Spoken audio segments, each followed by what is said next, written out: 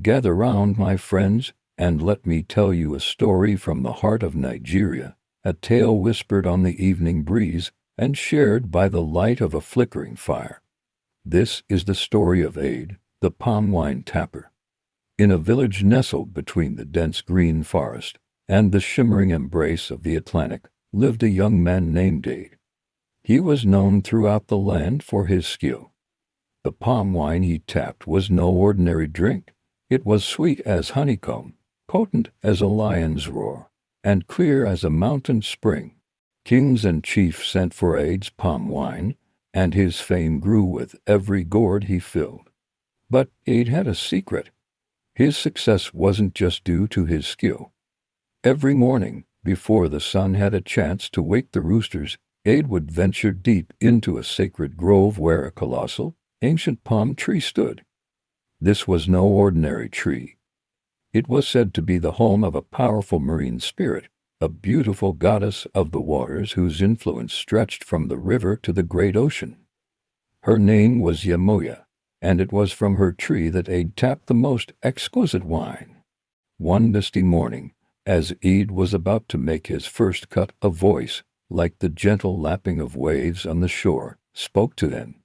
"Ade," it whispered. He looked around, startled, but saw no one. He thought it was the wind. But the voice came again, clearer this time. "You who takes my sweet sap, what will you give me in return?" A shimmer of light coalesced before him, forming the figure of a woman so beautiful it took his breath away. Her skin glowed like mother of pearl, and her eyes held the depth of the ocean. It was Yemoya. Trembling, Ade fell to his knees.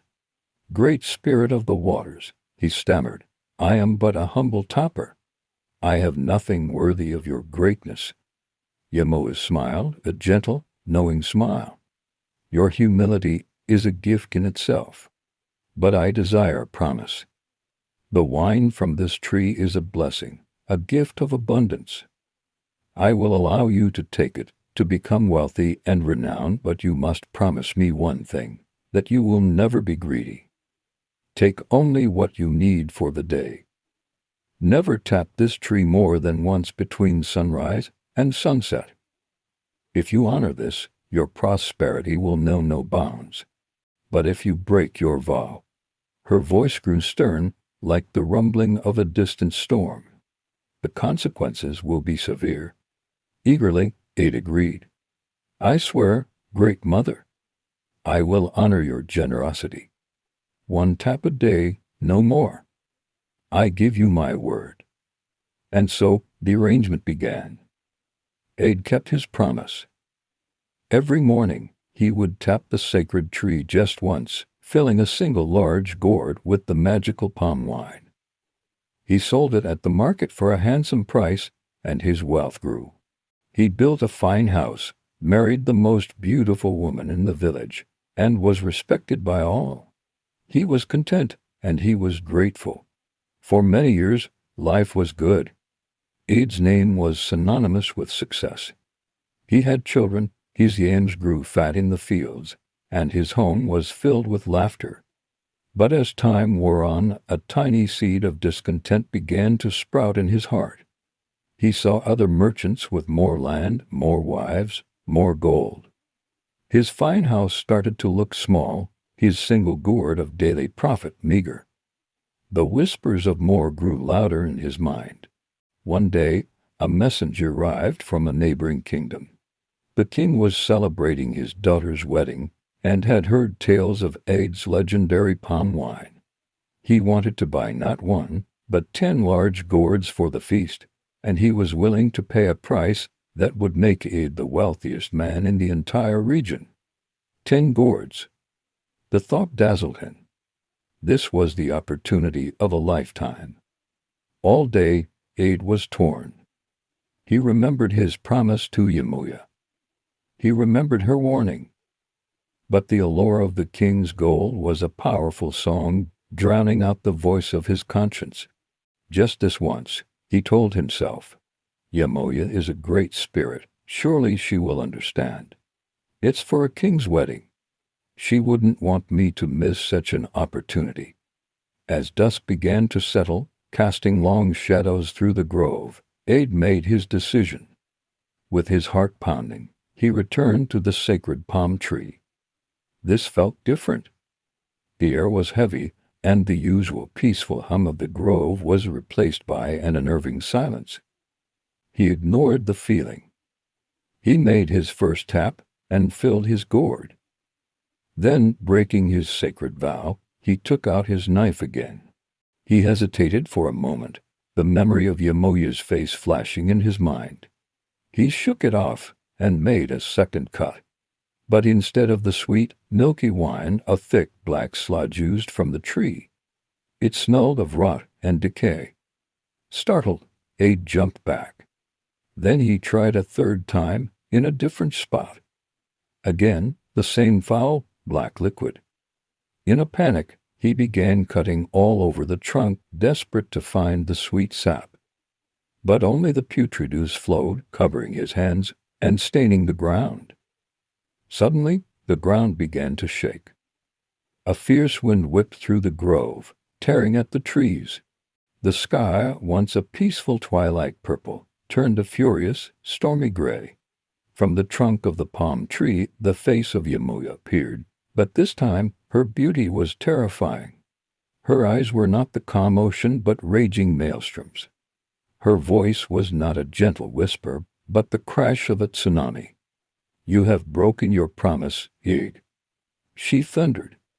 "You let greed poison your heart. You have forgotten the source of your blessings and taken my generosity for granted. For this, you will lose everything."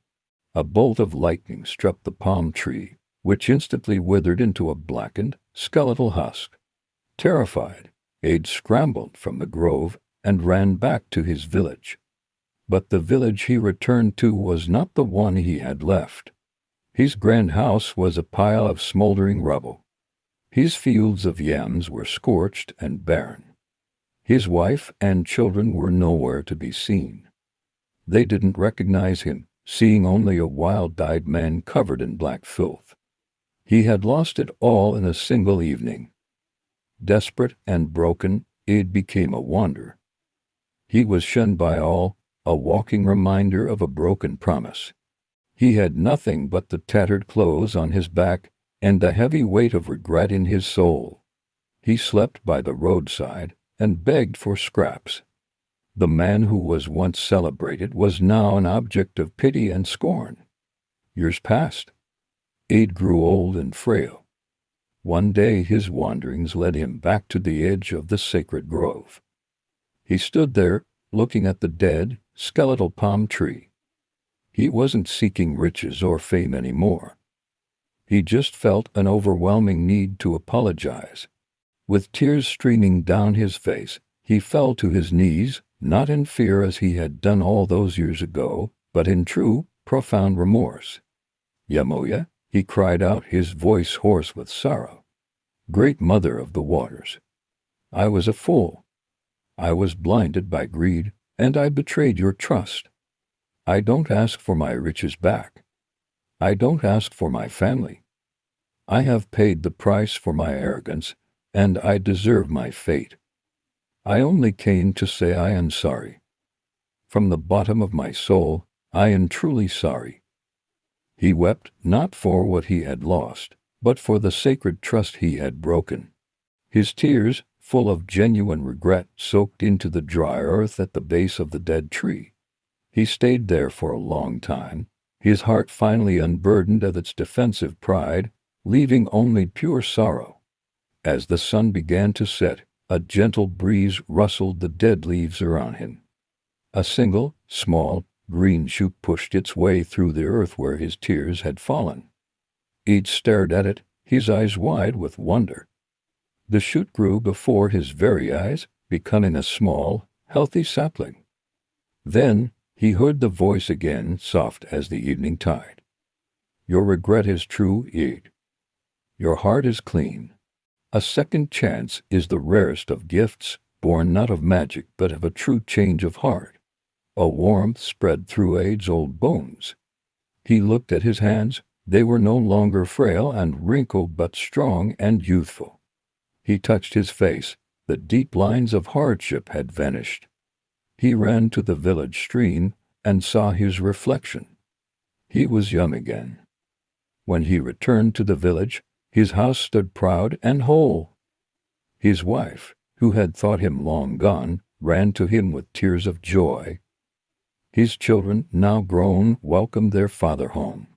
His life was restored, not because he had performed a great deed, but because he had found true humility and regret.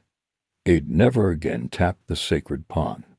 He became a humble farmer, content with what the earth provided. But he would often visit the new young palm tree, not to take from it, but to give thanks. He taught his children and his grandchildren that the greatest wealth is not gold or fame, but a contented heart and a promise kept. And that is the story of Ade, the palm wine tapper. A reminder that gratitude is the wellspring of abundance, and a sincere heart can always find a path to redemption. Thanks for watching. And don't forget to like and subscribe for more stories from around the world. Until next time.